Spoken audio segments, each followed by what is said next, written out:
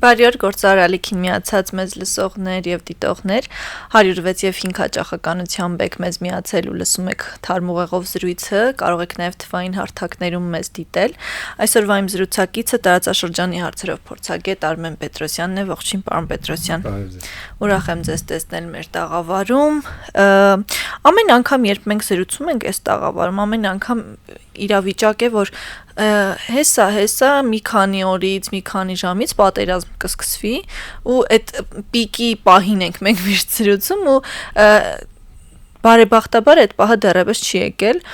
ուզում եմ հասկանամ ինչն է կանգնացնում թշնամուն այս պահին որ դա տեղի չի ունենում եւ տարածաշրջանում ինչ վերադասավորումներ են գնում որ դա տեղի չի ունեցել դեռ ինչ այսպես փրկողակներ կան էլի այս պահին Շնորհակալ եմ դեպի ես եմ հանգստացնում միշտ լավատեսական գնահատականներով չէ ես հիշում եմ որ այո միշտ այսպես խոճապային բավականաչափ իրավիճակներով վերլուծում ենք ու ես այնց փորձում եմ իրատեսականորեն կանխատեսել որ այս պահին անամենայն դեռևս այդ պատերազմի այո այդքան կանխատեսված, բայց դեռևս պահը չէ։ Հիմա էլ կարծես թե պահը չէ պատերազմի, չնայած որ սահմանային լարվածություն դեռևս առկա է, կողմերի միջև ու հատկապես ադրբեջանական կողմից թշնամական ռետորաբանությունը շարունակվում է, տարածաշրջանում եւ աշխարհում շարունակում է իրավիճակը լարված եւ անորոշ մնալ, բայց այդ X պահը դեռևս հեռու է, որպեսզի նոր էսկալացիա լինի լայնամասշտաբ։ Ինչը կհուշի մեզ, որ մենք ավելի պատրաստված լինենք դրան։ Այսօր եթե մենք նայում ենք, միշտ նախկինում եղած փորձով ենք, չէ, առաջ շարժվում, օրինակ 20 թվականին ապատեղեկատվությունը անդադար էր եւ մենք դրա հիման վրա մտածում ենք, որ հիմա եթե ապատեղեկատվությունները իրար հերթ չեն տալիս, նշանակում է էլի պատերազմ է լինելու, էլի պատրաստվում են մի բանի, բայց այդ դրվագները մի քանի անգամ կրկնվեցին ու ոչինչ տեղի չունեցավ։ Իրականում գուցե այսպես լսողների, դիտողների համար տարօրինակ հնչի իմ ասածը, բայց ամեն դեպքում պիտի հասկանալ ինչ սցենարով է թշնամական կողմը այս բանին շարժվում։ Տեսեք, նախ եւ առաջ այդ պատերազմը պետք է լինի, ու ցանկացած պատերազմի հաջողության կարևոր ուրեմն պատերազմական սցենարի հաջողության կարևոր հատկանիշներից է անսպասելիության գործունը այսինքն եթե հակառակորդ կողմը պլանավորել է շատ արագ եւ մասշտաբային հաջողություն ապա նա պետք է դա սկսի այն պահին որը նվազ կանխատեսելի է այսինքն հիմա մենք չէ խոսում ենք նման իրավիճակի մասին այո դեռևս պահը չէ այսինքն հիմա չենք կանխատեսել որ նման բան կարող է լինել բայց այս պահին էլ եմ ասում ու իմ փորձագիտական գոնե գնահատականն է որ պատերազմի հավանականությունը շատ ցածր է իսկ դա ավելի գալիս է թե Ադրբեջան-Հայաստան հարաբերություններում եւ հակամարտության շրջանակներում եղած մի շարք կարևոր գործոններից եւ թե տարածաշրջանում ու աշխարհում եղած իրողություններից հիմա փորձեմ հերթով գնանք տեսեք երկու երկրների միջև այս պահին պատերազմի հավանականությունը շատ երկու երկրների հարաբերությունների մակարդակում եթե գնահատում ենք պատերազմի հավանականությունը ցածր է նրանով որ դրա համար հիմքերը բացակայում են այսինքն չկա այնպիսի խնդիր որը պետք է լուծվի պատերազմի եղանակով գոնե մենք չենք տեսել մինչև այժմ այնպիսի ռետորաբանություն Ադրբեջանի կողմից կամ այնպիսի փաստական եւ քարոզչական խոսույթի ձևավորում, որի ուրեմն լուծման համար պետք է ռազմական գործողություններ։ Այո, այսինքն ինչի մասն են բաց որպես պահանջ ներկայացնում Հայաստանին, առաջինը դա եթե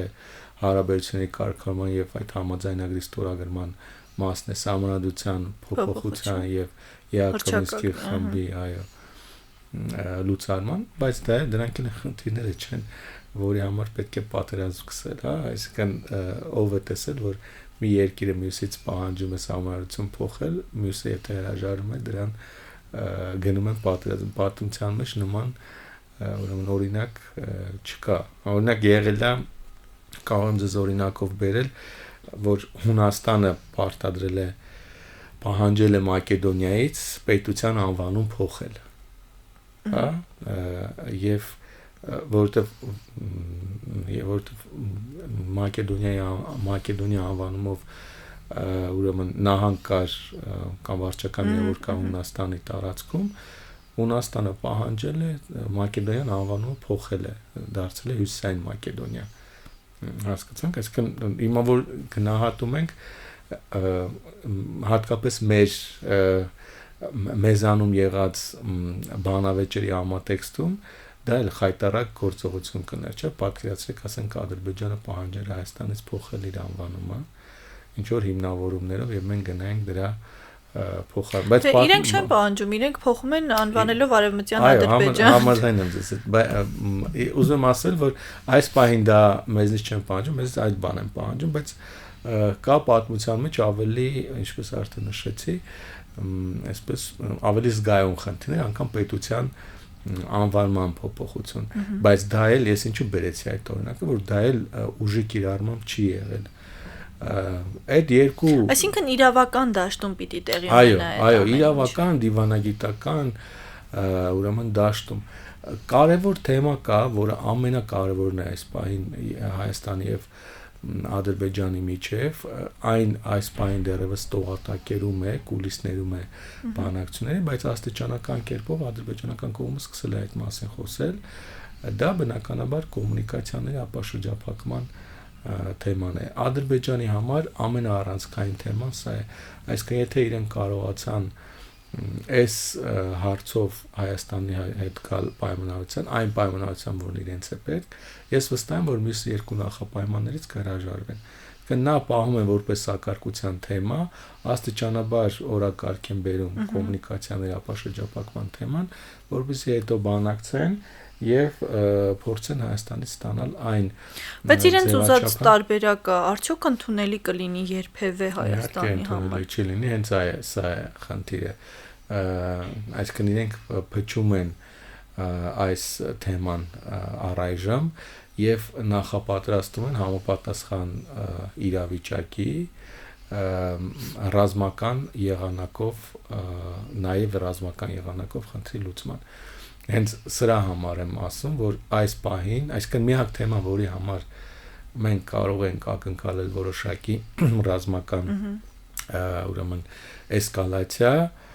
դա հենց այդ ուրեմն կապովների ապաշրջափակման թեման է, բայց դրա համար պետք է լինի պատեհ իրավիճակ։ Մենք չենք տեսել օրինակ Ադրբեջանի կողմից ուրեմն սպառնալից հայտարարություններ այս թեմայով։ Իրենք այո ակնարկում որ Հայաստան ունի ուրեմն պարտավորություն 2020 թվականի նոյեմբերի 9-ի փաստաթղթով Հայաստանը պետք է այդ պարտավորությանը տեր կանգնի։ Հայաստանն էլ ասում է ես պատրաստ եմ տալ ճանապարհներ, ես ունեմ խաղաղության խաչմերուկ նախագիծը եւ այդ ուրեմն նախագծի շրջանակներում պատրաստ եմ բոլոր հարևաններիս համար տրամադրել նույն ձևաչափով, նույն կարգավորումներով ճանապարհ, բայց ակնհայտ է, որ Ադրբեջանը դա չի ցանկանում։ Հիմա որպեսզի Ադրբեջանը իր ուզածը ստանա, դրա համար պետք է տարածաշրջանում եւ աշխարհում համապատասխան միջավայր։ Արդեն գալիս ենք երկրորդ գործոնին, չէ՞, այսինքն մենք խոսեցինք Ադրբեջան-Հայաստան հարաբերություններում եղած հիմա լայն մասշտաբով, ավելի լայն մասշտաբով։ Իսկ Ադրբեջանը իր ուզածը որ մակարդակում կամ որ իրավիճակում կարողանա ստանալ, եթե տարածաշրջանում լինի որոշակի անորոշություն եւ նախքին զսպիչ մեխանիզմները Ադրբեջանին զսպիչ մեխանիզմները ռազմական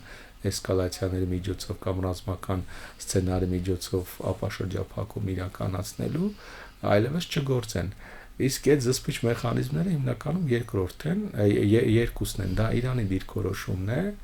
եւ հավաքական արևմուտքի, բայց հատկապես Միացյալ Նահանգների։ Իրանի դիրքորոշումը ավելի ակնհայտ դարձավ, երբ մեկօրյա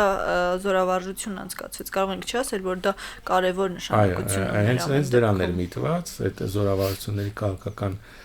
ուղերձներից մեկն է, հենց այն էր, որ չնայած Իրանը այս բանի լուրջ խնդիրներ ունի, բայց նախկին կարմիր գծերը կամ կարմիր գծերը, որոնք նախկինում հրճակվել էին, դրանք պահպանվում են։ Բայց այստեղ է կարևոր, որ այս բանաձևը կարող է փոխվել։ Ես օրինակ նշեցի, չէ՞, որ հիմնական զսպիչ մեխանիզմները բացի Հայաստանի ուրեմն ռազմական ներուժից, որը բարձր դեռևս զգալիորեն զիջում է Ադրբեջանին,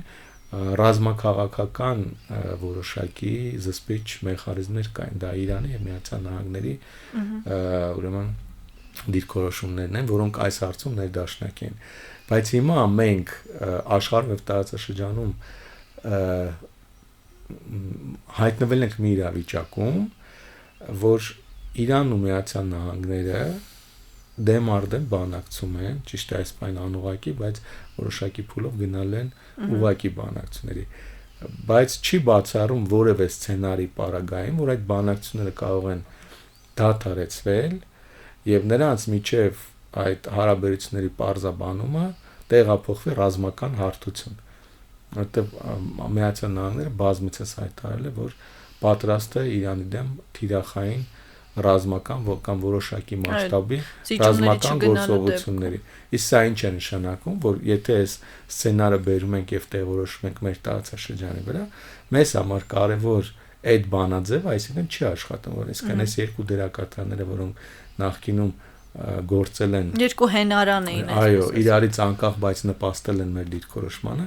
այս բանին իրար դեմ են դուրս գալի։ Եթե այս բանաձևը խախտվում է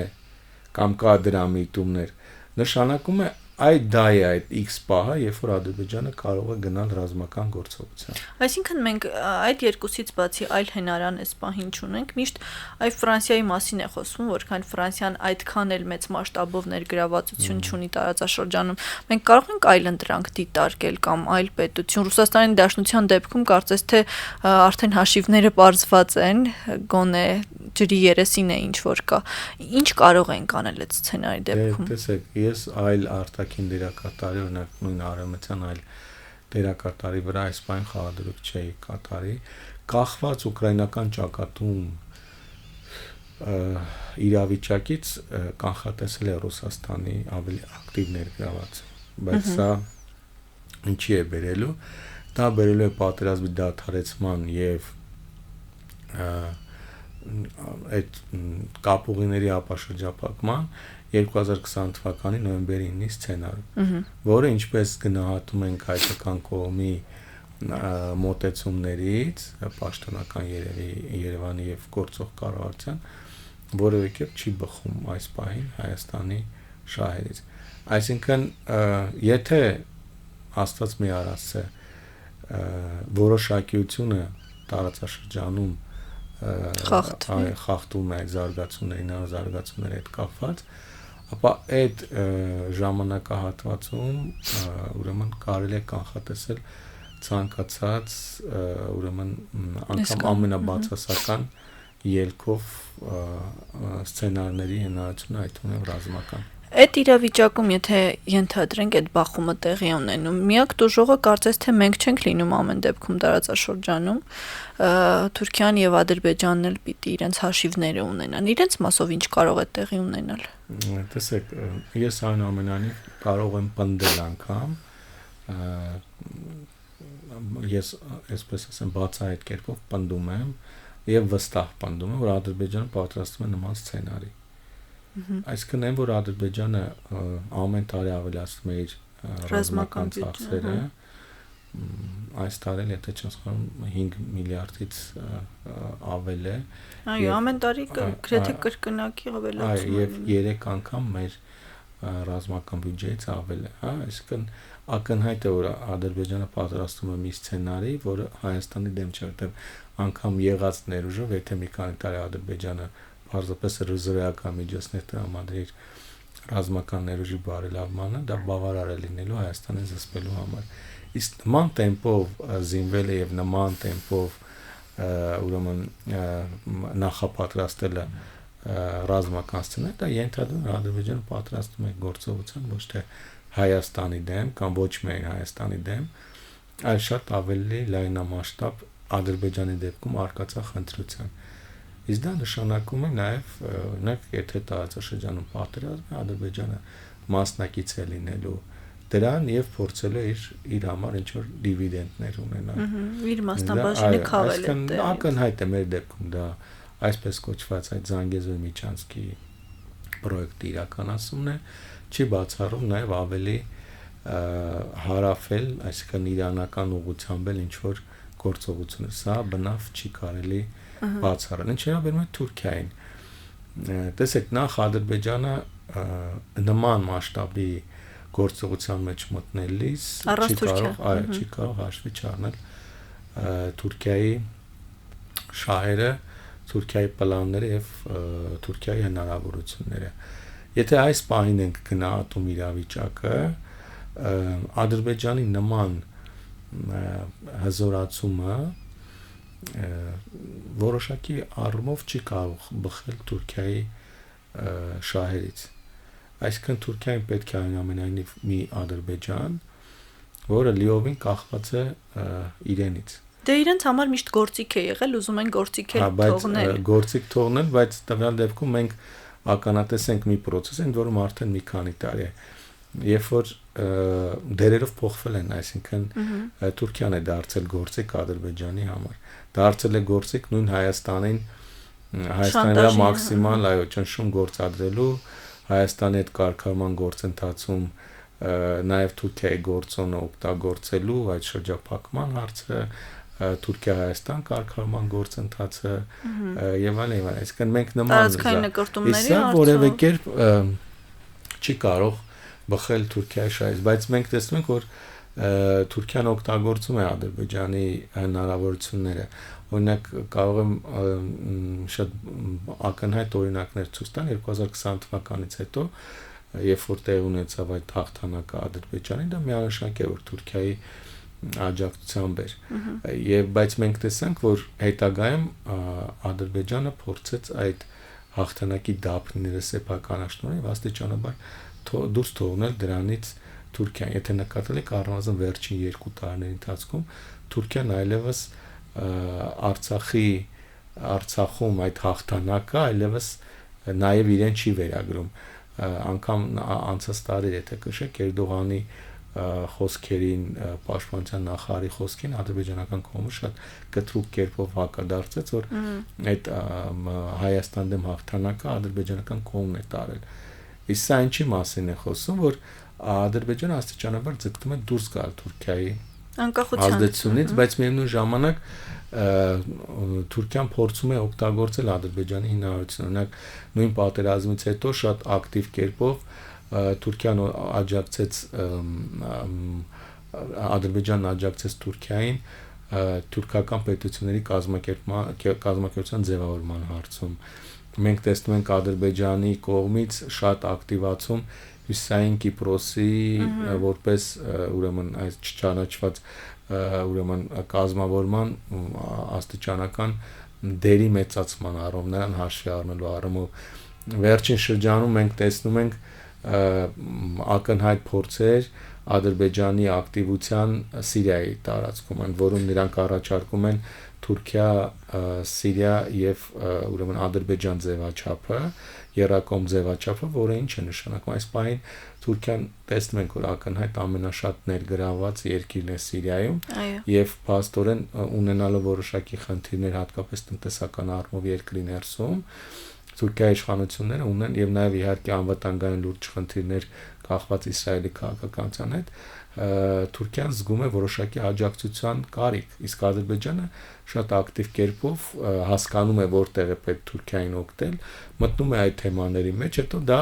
օգտագործում է Թուրքիայի դիրքորոշման վրա ազդելու համար։ Նույնը ներքաղաքական իրավիճակներ 2023 թվականին, երբ որ Էրդողանը խնդիրներ ուներ Ալիևը անձամբ մեկնեց ուրեմն Թուրքիա մասնակցեց Էրդողանի ուրեմն այդ նախընտրական քարոզարշավին եւ նաեւ Ալիևի աջակցությամբ այդ ադրբեջանցի ուրեմն տեխնացուներից մեկը երկրորդ փուլում իր ձայները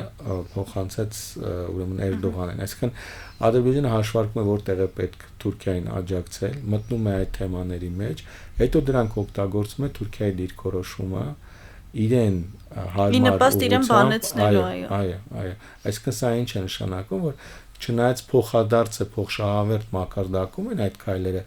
բայց նաև յուրաքանչյուրի իր շահն ունի ամեն դեպքում, որքան էլ որ բայց նաև Թուրքիան է վերածվել գործիքի Ադրբեջանի համար կոնկրետ Հայաստանի հետ վարվող քաղաքականության համատեքստում։ Հետաբար այստեղ միևնույն է Ադրբեջանն ու Թուրքիան իրենք մենք հեռացանք մի փոքր խոսում ենք այդ ռազմական սցենարի մասին, բայց ես վստահ եմ, որ եթե որոշակի հաշվարկներ լինեն, ես կարծում եմ, որ Թուրքիան ու Ադրբեջանը միասին կարող են մտնել այդ սցենարի մեջ առնվազն նախապատրաստում են միանշանակ, այսինքն եթե գնում է մի process, որը տանում է Իրանի մասնատման, այդտեղ վստահաբար Թուրքիան ու Ադրբեջանը մտնել են եւ յուրաքանչյուրի դիվիդենտներ ունենալ։ Հարցերը որ գուցե կան, բայց ամեն դեպքում մեծ մասշտաբով եթե նայենք, իրենց շահերը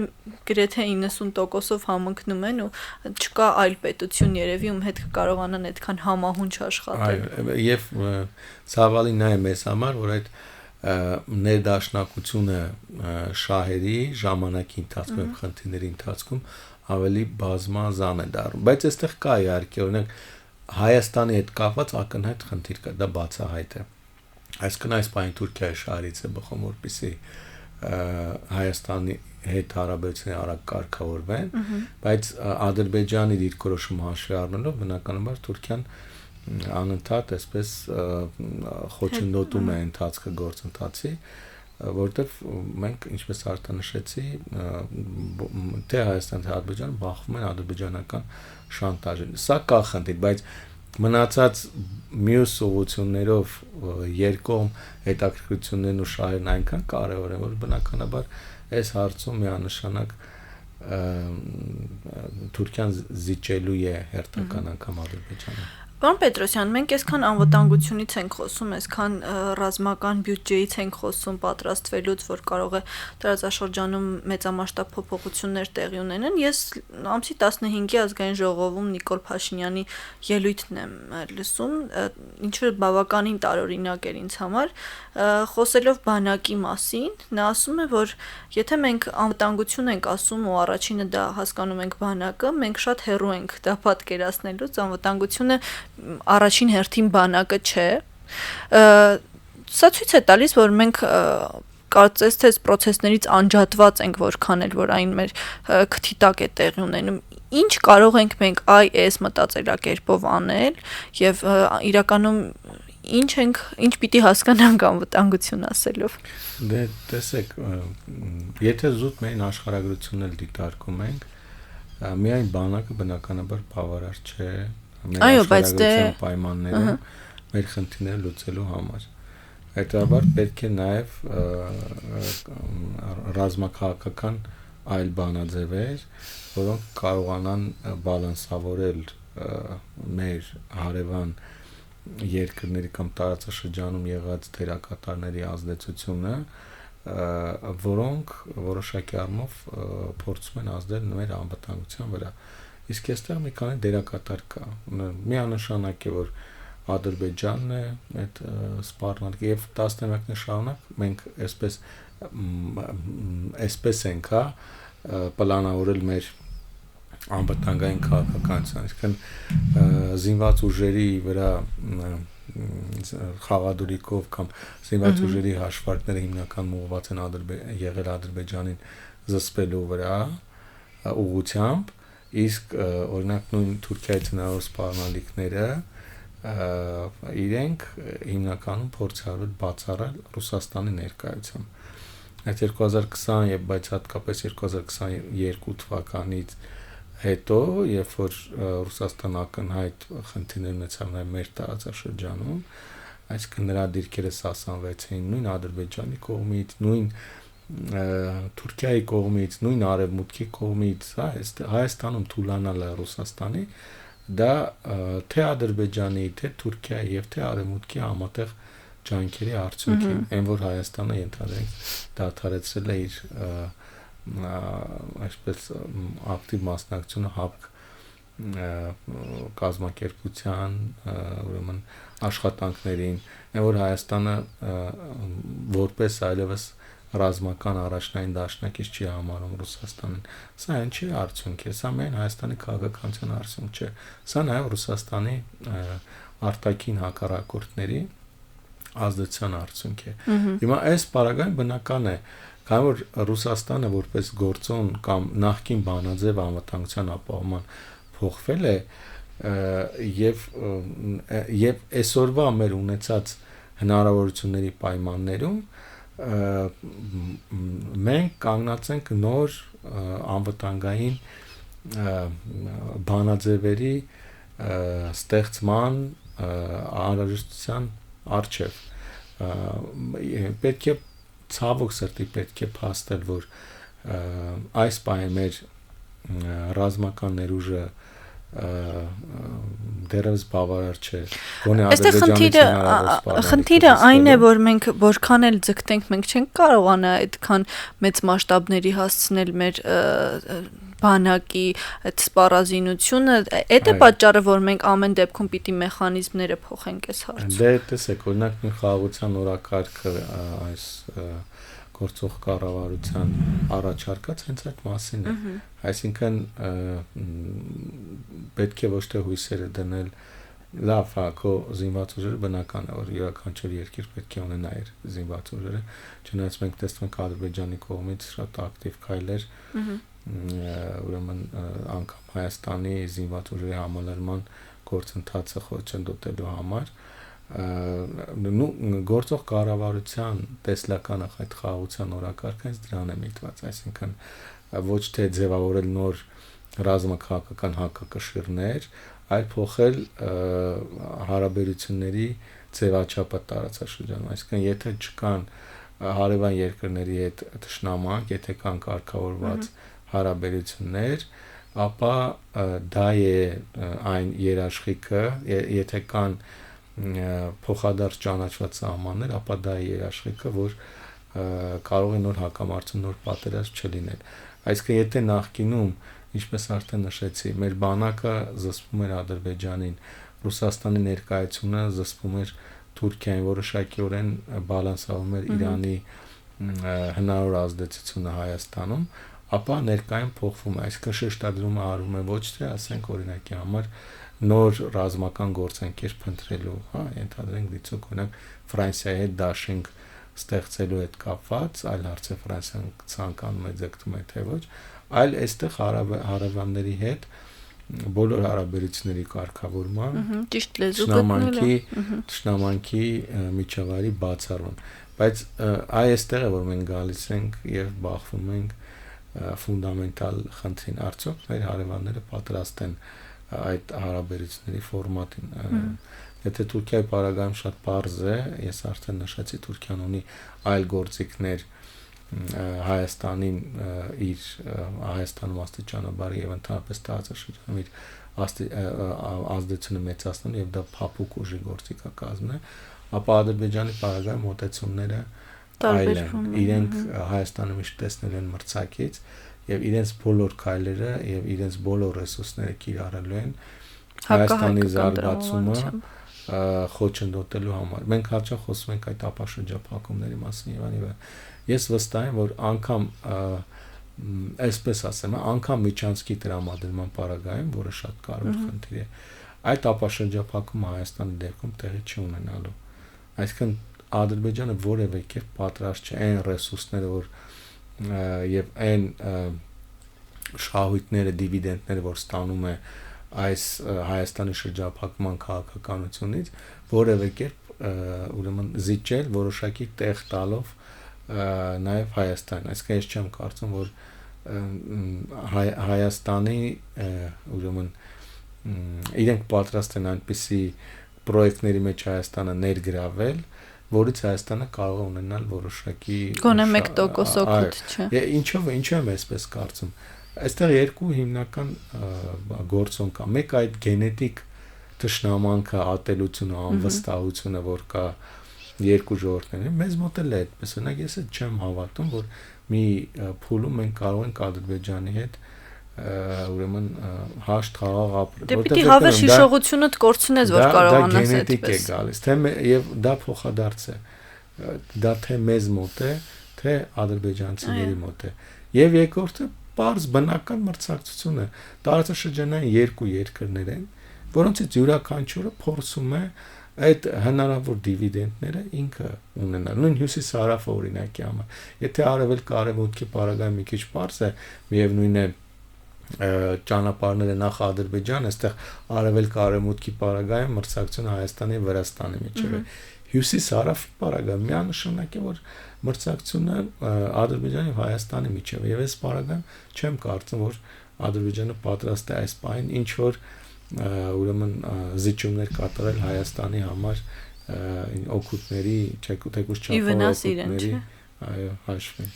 Շնորհակալ եմ ձեզ զրույցի համար, պարոն Պետրոսյան, մեզ լսողներին եւ դիտողներին հիշեցնեմ, որ Թարմ ուղեղով իմ զրուցակիցը տարածաշրջանի հարցերով փորձագետ Արմեն Պետրոսյանն էր, իսկ ձեզ համար տաղավարում զրույցը վարում էր Մոնիկա Մամյանը, այսօրվա համար այսքանն էինք նախապատրաստել, կհանդիպենք։